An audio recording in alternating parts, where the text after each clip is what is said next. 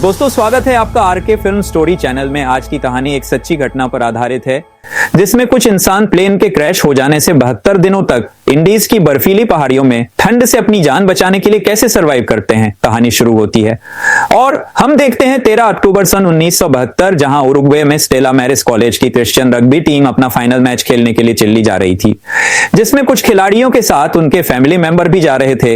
एक छोटा chartered plane Uruguay से चिल्ली की राजधानी सेंटियागो के लिए उड़ान भरता है। इस विमान में 45 लोग बैठे थे, जिसमें 19 रग्बी खिलाड़ी और उनके 26 फैमिली मेंबर थे। प्लेन को एक अनुभवी पायलट फराडोस चला रहे होते हैं, जो कई बार इंडीज पर्वतों पर उड़ान भर चुके थे।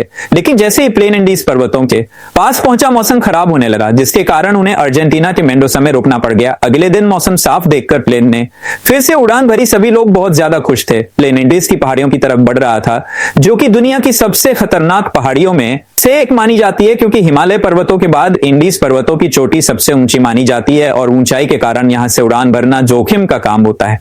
टेक ऑफ के 1 घंटे बाद तक तो सब कुछ ठीक चल रहा था। तभी अचानक से प्लेन में हल्की हल्की कंपन महसूस होने लगती है। लेकिन जैसे ये प्लेन आगे बढ़ रहा, कंपन बढ़ता जा रहा था। सारे यात्रियों में डर का माहौल था, लेकिन रग्बी खिलाड़ी हंसी मजाक करके माहौल को खुशनुमा बनाने की कोशिश करते हैं।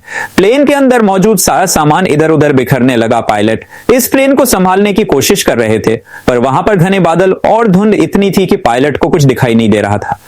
तभी पायलट को की थी जो बादलों में छुपी हुई थी, और पायलट ने जल्दी से प्लेन को ऊपर उठाने की पूरी कोशिश की, लेकिन अब देर हो चुकी थी। प्लेन एक पहाड़ से टकराता है और 2 हिस्सों में टूटकर अलग हो जाता है। कुछ लोग जो बेल्ट से बंधे थे प्लेन के पिछले पार्ट के साथ ही उड़ जाते हैं, जबकि प्लेन का अगला हिस्सा बर्फ की एक बड़ी सी चट्टान से जा टकराता है और प्लेन का विंग भी टूट जाता है। प्लेन की सभी सीट्स टूटकर एक दूसरे के ऊपर आ जाती है और कई लोग तो इसमें घायल हो गए।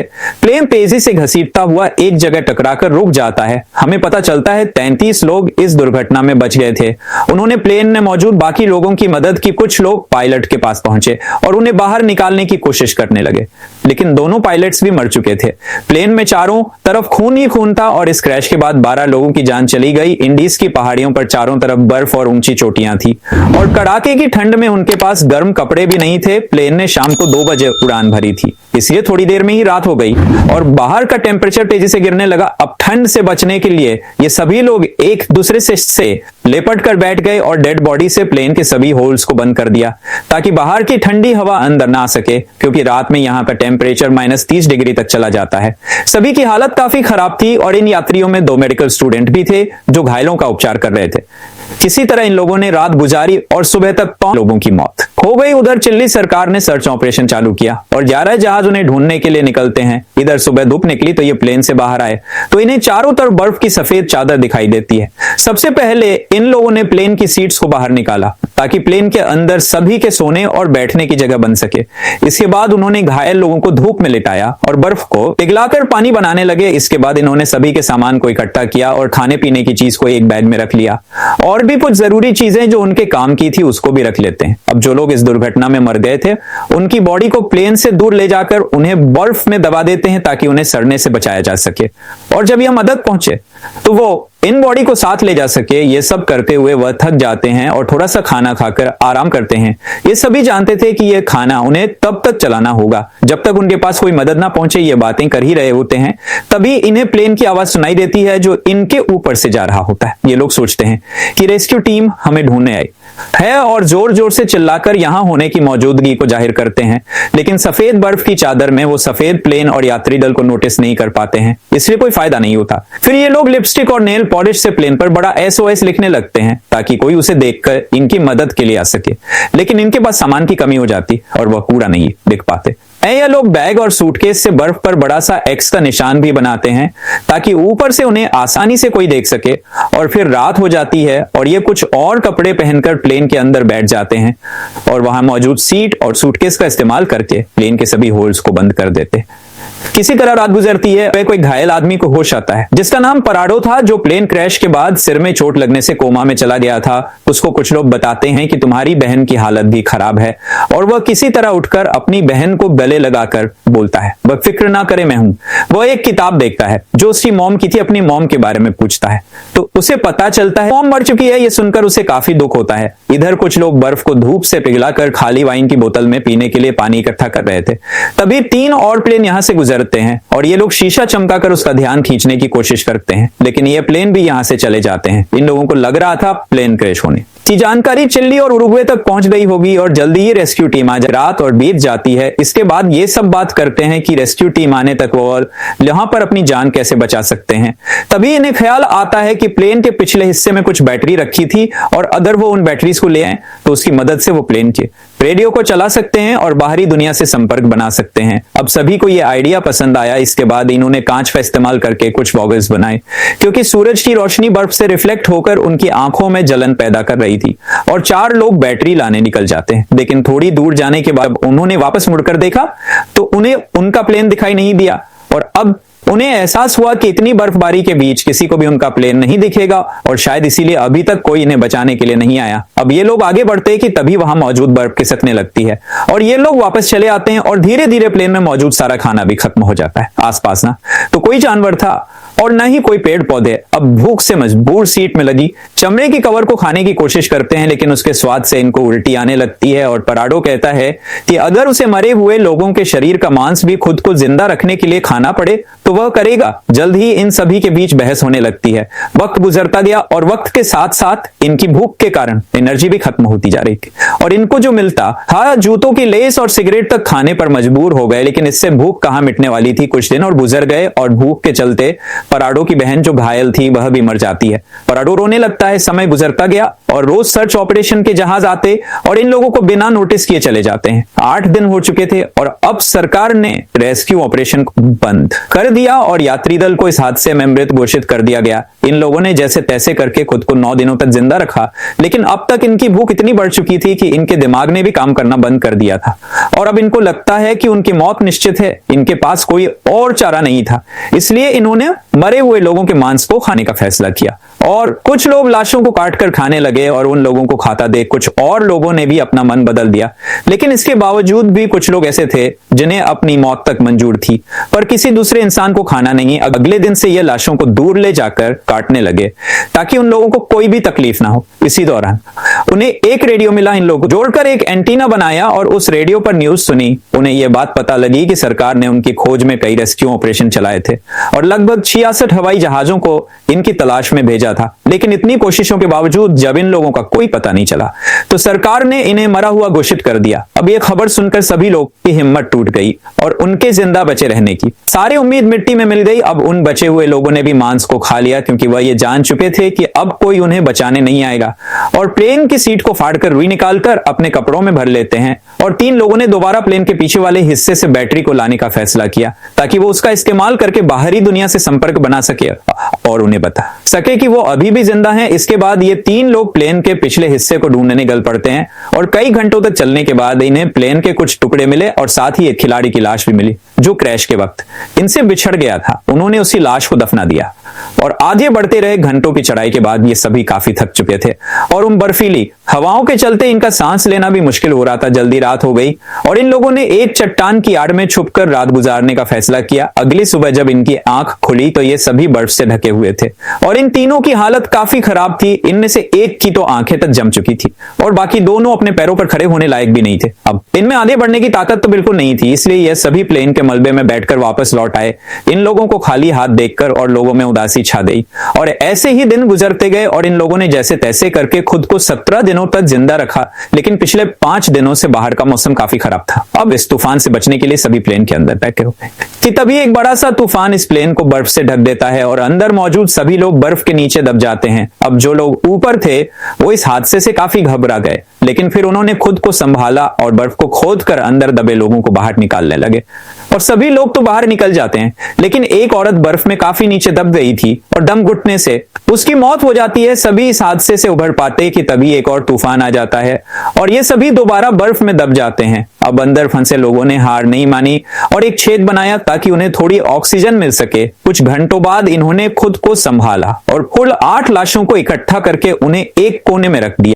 अब इन्हें अंदर दबे पूरे 2 दिन हो चुके थे और इन 2 दिनों के बाद इनका भूख से बुरा हाल था। अब जिंदा रहने का सिर्फ एक ही रास्ता था कि वो अंदर मौजूद लाशों का मांस खा ले, लेकिन ऐसा कर पाना इन सभी के लिए काफी मुश्किल था क्योंकि ये सभी लाशें उनके अपनों की थी। अब ये देखकर एक आदमी को गुस्सा आ जाता है और वो प्लेन की खिड़की को तोड़ने लगता है इस दौरान कांच का एक टुकड़ा उसके पैर में घुस जाता है, लेकिन इसके बाद भी वो रुकता नहीं और 2 दिनों की कड़ी मेहनत के बाद उन्होंने एक छेद बना लिया जिससे वो सभी बाहर निकल आए। अब बाहर आकर ये सभी इतने खुश थे मानो ये अपने घर पहुंच गए हो। इन्होंने जिंदा बचे रहने की खुशी मनाई और फिर बर्फ को खोद कर प्लेन को बाहर निकालने लगे। इस दौरान वह आदमी नोटिस करता है कि उसके पैर में जो चोट लगी थी उसमें अब कोई दर्द नहीं है, क्योंकि बर्फ ने उसके घाव को सुन कर दिया था। हालांकि उसने इस पर ज्यादा ध्यान नहीं दिया और बर्फ को खोदना जारी रखा। अब आसमान में सूरज निकला हुआ था, इसलिए उन्हें बर्फ को खोदने में ज्यादा परेशानी नहीं हुई और कुछ घंटों में ही प्लेन बाहर आ गया। अब धूप काफी अच्छी थी, इसलिए प्लेन के पिछले हिस्से को ढूंढने की सोचने लगे, लेकिन इन्हें कोई आइडिया नहीं था कि वो उन बर्फीली रातों का सामना कैसे करेंगे। अब इनके पास कोई और ऑप्शन नहीं था, इसलिए इन्होंने थोड़ा और इंतजार करने का फैसला किया, क्योंकि गर्मियों का मौसम आने वाला था और उस दौरान इस चढ़ाई को करना थोड़ा आसान होगा। देखते ही देखते 34 दिन गुजर गए और यह था अब जो लोग पहली बार प्लेन की तलाश में गए थे उनकी तबीयत अभी तक खराब थी। उनके एक साथी के फेफड़ों में पानी भर चुका है और वह जल्द ही मरने वाला है। इन लोगों ने उसे बचाने की काफी कोशिश की, लेकिन वह भी मर गया। इसके बाद इन लोगों ने उसकी बॉडी को दफना दिया और उससे लिखे हुए लेटर को संभाल कर रख लिया। इनको यहाँ पर 55 दिन के करीब हो चुके थे और अब 4 लोगों ने ऊपर चढ़ाई करने का फैसला किया और इन 4 लोगों के नाम थे विजेंटन, पराडो, कनेसा और एंटोनियो। और उन्होंने चढ़ाई शुरू कर दी। 3 दिन लगातार चढ़ाई करने की बजाय एंटोनियो की पैर में इंफेक्शन भी हो गया था और वह चक्कर खाकर गिर जाता है। एंटोनियो नीचे लौट आता है, लेकिन उसकी हालत इतनी खराब थी कि वो यहां पहुंचते ही बेहोश हो जाता है। थोड़ी देर बाद जब उसे होश आया तो उसने देखा कि उसके साथी प्लेन से बर्फ हटाने की कोशिश कर रहे थे।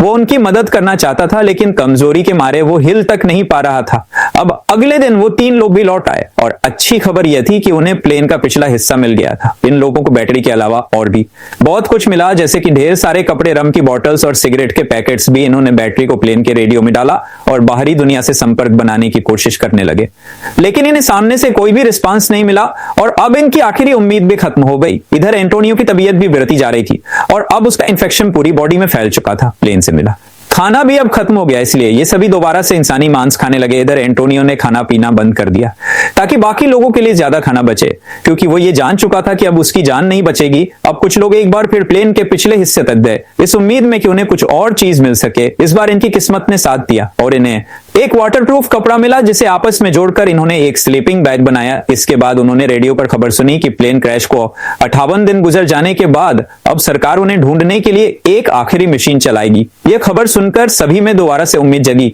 यहाँ कुछ लोगों ने कहा कि हमें यहीं रुककर उनका इंतजार करना चाहिए, जबकि बाकी लोगों ने कहा कि अगर वो यही रहे तो कोई भी उन्हें देख नहीं पाएगा। उस रात एंटोनियो की तबीयत बिगड़ने लगी, इसलिए उसने सभी से कहा कि जब वो मर जाए तो वो उसकी लाश को खाकर जिंदा बचे रहे और कुछ घंटों बाद ही एंटोनियो की मौत हो गई। और इन सभी को उसके पास एक लेटर मिला। लेटर में एंटोनियो ने लिखा था कि वो बहुत खुश है कि वो अपने दोस्तों के बीच मरा, क्योंकि उससे अच्छी मौत नहीं मिल सकती। अब एंटोनियो का ये लेटर पढ़कर सभी के अंदर एक अलग सा जोश आ गया और 3 लोग दोबारा से मदद की तलाश में निकल पड़े। और ये 3 लोग थे विजेंटन, पराडो और कनेसा। एक नया स्लीपिंग बैग और ढेर सारा मांस का टुकड़ा लेकर अपनी चढ़ाई शुरू करते हैं।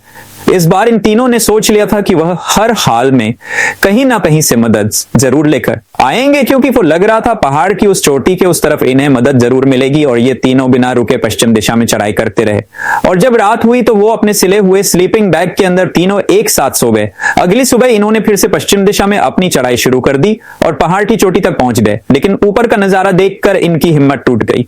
इनके सामने पहाड़ ही पहाड़ थे, इसका मतलब ये गलत दिशा में आए थे। इन्हें अभी काफी लंबा रास्ता तय करना था। इनके मन में ख्याल आता है कि ये वापस चले जाएं, पर ये डिसाइड करते हैं कि वापस नहीं जाएंगे, क्योंकि इस सफर को पूरा करने के लिए उनके पास पर्याप्त खाना नहीं था। तो विजेंटन अपना खाना इन दोनों को देकर खुद क्रैश वाली साइट पर वापस लौट जाता है ताकि ये दोनों इस सफर को पूरा कर सकें। हालांकि यह सफर काफी लंबा और चुनौतियों से भरा हुआ था, लेकिन फिर भी इन दोनों ने हार नहीं मानी और आगे बढ़ते रहे। और आखिर 10 दिनों तक लगातार चलने के बाद ये दोनों एक जगह पहुंचते हैं जहां नदी और ढेर सारे पेड़ नजर आते हैं। ये दोनों बहुत खुश होते हैं और जल्दी उस तरफ जाने लगते हैं। इन दोनों ने नदी के पास रुककर ढेर सारा पानी पिया और तभी इन्हें घोड़े पर सवार एक आदमी दिखता है जो नदी के उस तरफ खड़ा था। उस आदमी को देखकर इन दोनों को खुशी का तो ठिकाना नहीं था। इन दोनों ने जोर जोर से चिल्लाकर उस आदमी से मदद मांगी, लेकिन बहते पानी के शोर में वो आदमी कुछ सुन नहीं पा रहा था, इसलिए उसने एक पेपर और पेंसिल नदी के इस पार फेंका और इन दोनों ने उस ताबिज पर अपनी सारी कहानी लिख दी। इसके बाद ये आदमी उस ताबिज को लेकर शहर गया और आर्मी अफसरों के पास पहुंचा और खबर मिलते ही सरकार ने उन सभी लोगों को बचाने का मिशन चालू कर दिया। ये आदमी पराडो और पेनेसा को अपने घर ले आया, जहां उन्होंने भरपेट खाना खाया। अब यह खबर पूरे शहर में फैल गई और बहुत जल्द यहां रिपोर्टर सा मिला लग गया। अब ऊपर फंसे लोगों ने भी रेडियो पर यह खबर सुन ली थी और सभी खुशी के मारे उछलने लगे और अपना अपना सामान पैक कर लिया। जल्दी रेस्क्यू टीम पराडो और पेनेसा को लेकर इस लोकेशन पर पहुंची और प्लेन क्रैश के 72 दिनों बाद आखिरकार इन लोगों को बचा लिया गया। इसके बाद इन सभी लोगों को शहर लाया गया, जहां ये लोग अपने परिवार वालों से मिले। अब इन सभी लोगों को हॉस्पिटल में एडमिट किया गया और शहर के सभी लोगों ने इनका स्वागत किया। यहां इन सभी ने एक दूसरे की नहाने में मदद की और फिर इन लोगों को अलग अलग बिस्तर दिए गए। लेकिन उस रात भी ये सभी एक दूसरे के साथ सोए। कहानी के लास्ट में हमने देखा कि सिर्फ 16 लोगों की जान बच पाई थी, जबकि प्लेन में 45 लोग ट्रैवल कर रहे थे। दोस्तों, आपको ये कहानी अच्छी लगी तो वीडियो को लाइक करें, चैनल को सब्सक्राइब करें और नोटिफिकेशन बेल को दबाना ना भूलें वीडियो को पूरा देखने के लिए। आपका शुक्रिया। मिलते हैं अगले वीडियो में।